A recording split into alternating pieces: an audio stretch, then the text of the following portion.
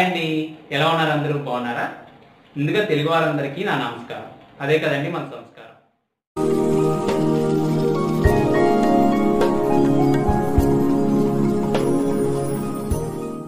ఈ రెసిపీ కోసం స్టవ్ వెలిగించి కడాయిలో నూనె వేడి చేసుకొని అరటి పండ్లని ఒకదాని తర్వాత ఒకటి వేడివేడి నూనెలోకి యాడ్ చేసుకోవాలి.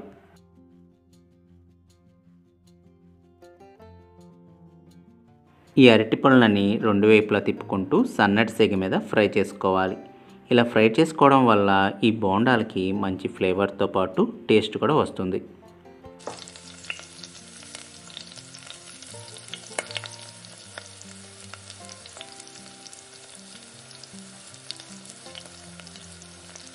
అరటి పండ్లు ఇలా లైట్గా వేగిన తర్వాత వేడివేడి నూనె నుంచి తీసేసుకోవాలి. మీరు ఈ అరటి పండ్లని నూనెలో వేపడం ఇష్టం లేకపోతే మీరు డైరెక్ట్గా తోలు తీసి కూడా వాడుకోవచ్చు.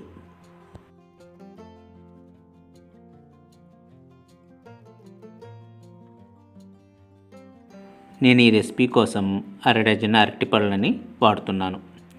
ఇవి నూనెలో వేగిన తర్వాత చల్లారనిచ్చి ఒక 10 నిమిషాల తర్వాత ఇలా తోలు తీసేసుకోవాలి.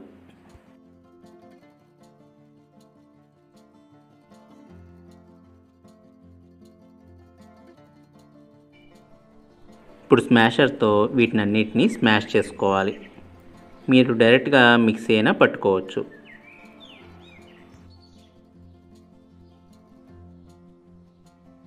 ఇప్పుడు ఇందులోకి 1 కప్పు గోధుమ పిండిని యాడ్ చేసుకోవాలి. ఇది సుమారుగా 150 గ్రాములు ఉంటుంది. అలాగే ఇందులోకి పొడి చేసుకున్న బెల్లాన్ని కూడా యాడ్ చేసుకోవాలి. ఇది వచ్చేసి దగ్గర 100 గ్రాముల బెల్లం ఉంటుంది.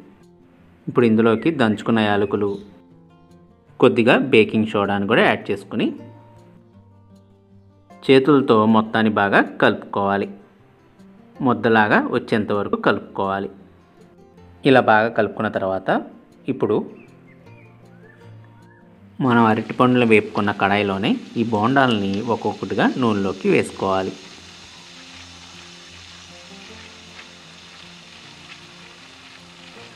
ఈ బోండాలని అన్ని వైపులా తిప్పుకుంటూ ఫ్రై చేసుకోవాలి.